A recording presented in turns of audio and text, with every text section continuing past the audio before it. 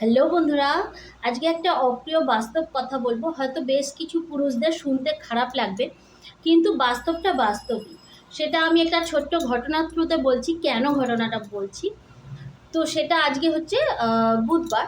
তো এটা সোমবারের ঘটনা। তো আমাদের একটা অনুষ্ঠান বাড়িতে যাওয়ার ছিল। তো ফ্যামিলির সবাই গেছিলাম, আমার হাজবেন্ড, আমার ছেলে, আমরা সবাই গেছিলাম।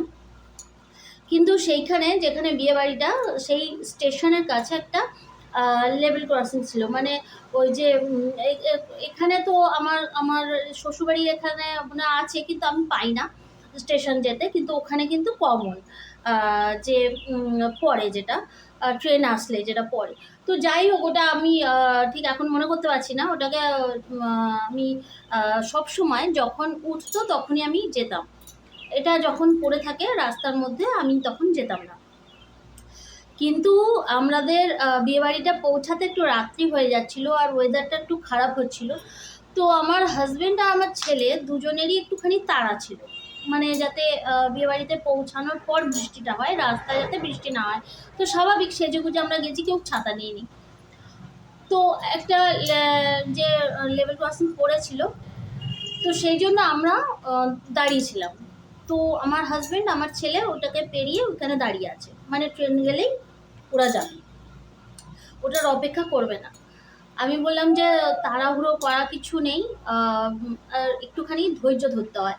সব কিছুতে অধৈর্য হলে হয় না, এটা যখন উঠবে তখনই যেতে হয়।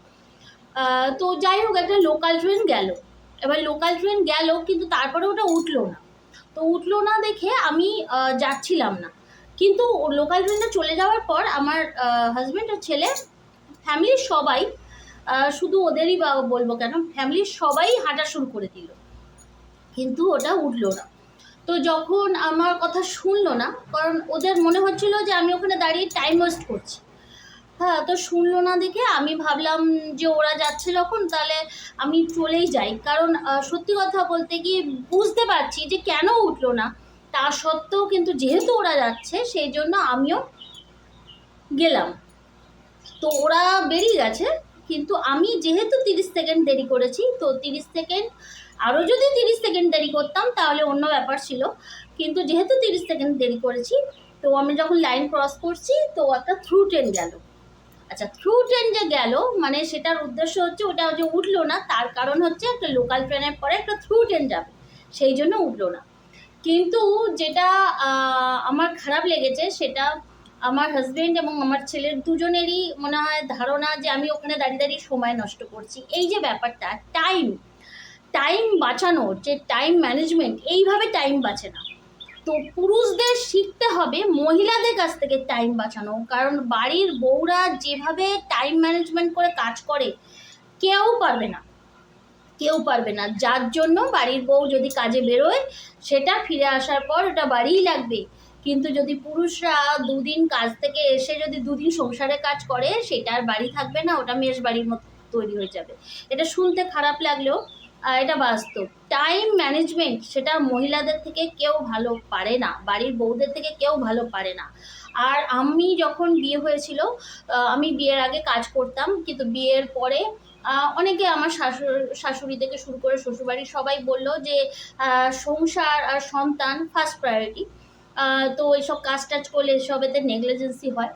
তো সেই জন্য আমি না, সত্যি কথা, আমার ছেলে হয়েছিল সাথে সাথেই বিয়ের পর পর। তো আমি আর কাজের কথা আর ভাবলামই না, কারণ সন্তানের মুখের দিকে তাকিয়ে ভাবলাম চলো, আমি যদি ব্যস্ত হয়ে থাকি বা আমি যদি সেইভাবে সময় দিতে না পারি, আমার ছেলেটা অযত্ন হবে।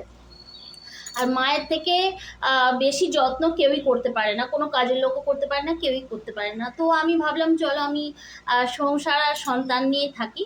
আর আমি এখন রিসেন্টলি একটুখানি ভিডিও করছি, আর সেটাও আমি একটা ঘটনা বলবো কেন করছি। আগে কিন্তু করতাম না, কিন্তু এখন করছি। আর তো সেটা আমি যখন মানে সংসার সন্তানকে দিলাম, কিন্তু তাদের এটা ধারণা হয়ে যায় যে সেটা পুরুষদের ক্ষেত্রে বেশিরভাগই ধারণা থাকে স্ত্রী কিছু জানে না, স্ত্রী কিছু বোঝে না, আর স্ত্রী বোধহয় যেগুলো করে সেগুলো বেফালতু।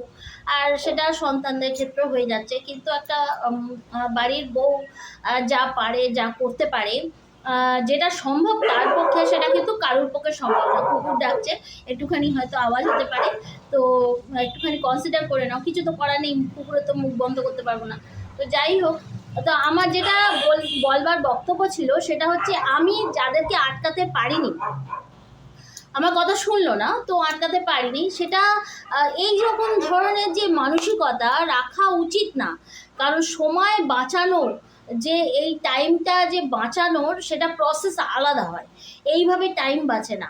আর সত্যি কথা, যখন কোনো একটা ব্যবস্থা সিস্টেম তৈরি হয়, সেটা কিন্তু জনসাধারণের জন্য তৈরি হয়, জনসাধারণের উচিত সেইটাকে ঠিকভাবে মেনটেন করা। সেইটা কিন্তু বেশ কিছু মানুষ আমিও দেখলাম, আমার ফ্যামিলি গেল, কিছু বলার নেই, আমার কথা তো শুনবে না, কিন্তু বেশ কিছু মানুষ দেখলাম তলা দিয়ে গলে গলে গলে গলে চলে যাচ্ছে। কিন্তু এটা কিন্তু ঠিক না, এটা কিন্তু লাইফ রিস্ক আছে।